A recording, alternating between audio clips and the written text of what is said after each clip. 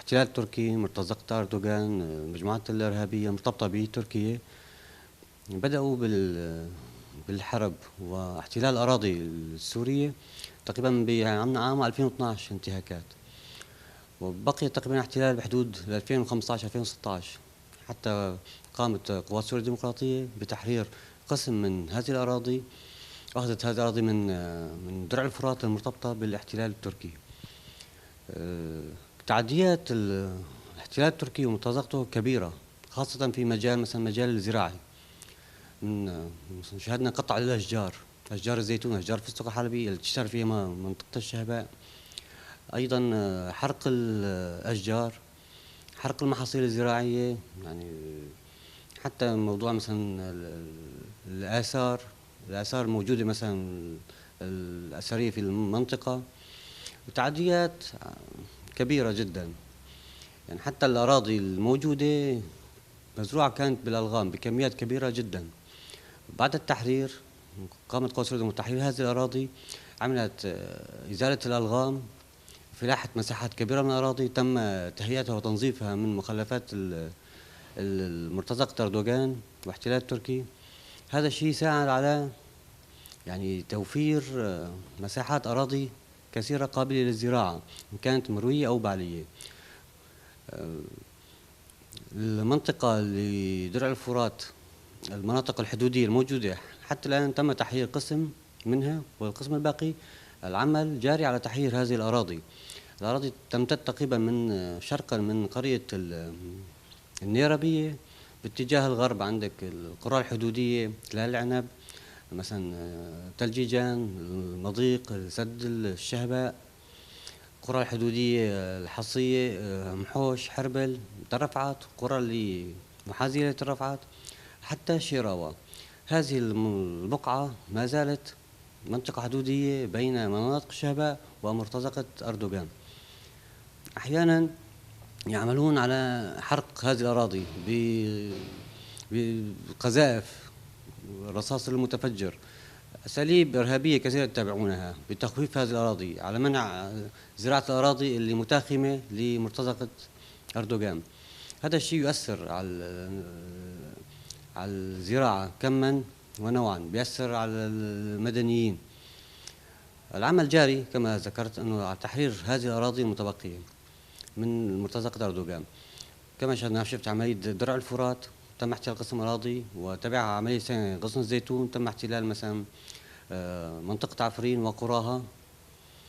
وتشهد هذه المناطق يعني تعديات كثيرة جدا، يعني سرقة المحاصيل الزراعية، حرق المحاصيل الزراعية، سرقة القمح، قطع أشجار الزيتون، سرقة موسم الزيتون، حتى السكك الحديدية الموجودة في المنطقة يقوم بسرقتها، معاصر الزيتون، أشجار المثمرة كالرمان كالفواكه يقومون بقطع هذه الأشجار، بسرقة محاصيل هذه الأشجار.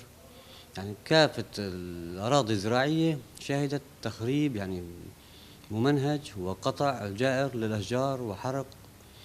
يعني كافة التعديات، هذا الشيء أثر بشكل سلبي على الإنتاج الزراعي في المنطقة، وأثر على معيشة السكان. أغلب سكان هذه المناطق يعيش نسبة كبيرة منه على الزراعة، باعتبار أنه منطقة زراعية. يعني 90% من هذه السكان دخله الأساسي أنه العمل الزراعي. في مناطق شبات بعد تحرير قسم من هذه المناطق، تم تحرير قسم كبير، عملت مثلا لجنة الزراعة على تهيئة هذه الأراضي، تم إزالة الألغام، حراسة الأراضي، تهيئة العمل مشتل زراعي لتعويض القطع بأشجار الزيتون أو بأشجار الفستق الحلبي.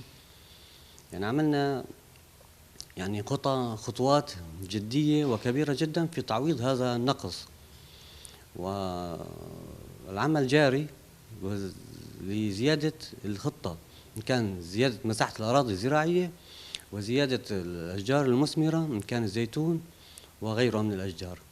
كما ذكرنا عملنا مشتل زراعي فيه باقي الأنواع كلها من زيتون، فستق حلبي، أشجار زينة، سرو، أشجار متنوعة جدا. على عكس المناطق الموجودة في مناطق درع الفرات أو غصن الزيتون المرتبطة بالاحتلال التركي، التي تقوم بممارسات عدوانية بحق يعني البشر والحجر والزراعة وكل شيء. ما زال قسم كبير من هذه الأراضي، أراضي مقاطعة شباب، بيد احتلال تركي ومرتزقة أردوغان.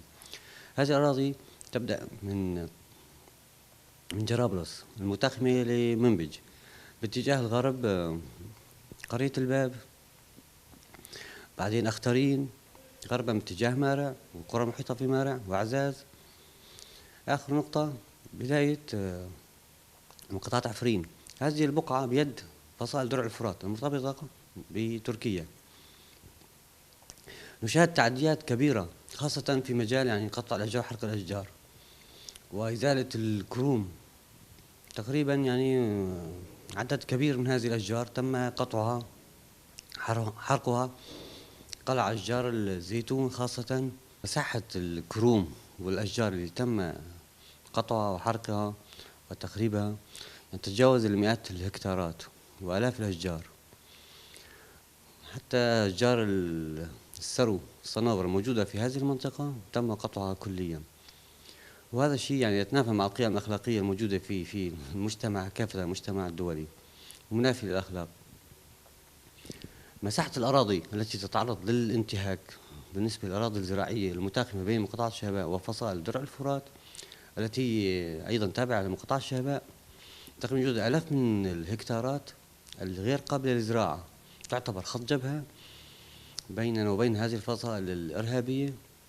وتعمل حاليا الإدارة الذاتية وقوات قسد على تحرير هذه المناطق وارجعها لاصحابها الاصليين، سكانها الاصليين، وتهيئه هذه الاراضي لزراعتها في المستقبل، وتوفير يعني فرص عمل للسكان الموجودين في هذه المنطقه، وتخليصها من الانتهاكات التركيه وانتهاكات الاحتلال التركي ومرتزقتهم. عدد الاشجار تقريبا يعني كما ذكرنا يعني يتراوح في هذه المنطقه يعني يتجاوز آلاف الأشجار، خاصة أشجار الزيتون وأشجار الفستق الحلبي، بالإضافة إلى أشجار الكرمة واللوزيات والأشجار المثمرة.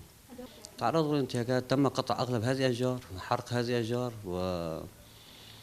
وأحيانا يقومون بقلع هذه الأشجار وحرقها للتعبير عن غضبهم من ناحية الطبيعة، يعني المجتمع الطبيعي. هم أعداء كل شيء بالنهاية يعني بالنسبة لمنظمات المجتمع الدولي، منظمات حقوق الإنسان، البيئة، يعني الطبيعة، إنه توثيق وهذه الجرائم بحق الطبيعة، بحق البشر، بحق كل شيء، إنه الوقوف على هذه الممارسات وتوجيه رسالة يعني رسالة قوية جدا لتركيا التي تحتضن هذه الإرهابيين للكف عن هذه الممارسات الكبيرة بحق الطبيعة، بحق المجتمع الزراعي.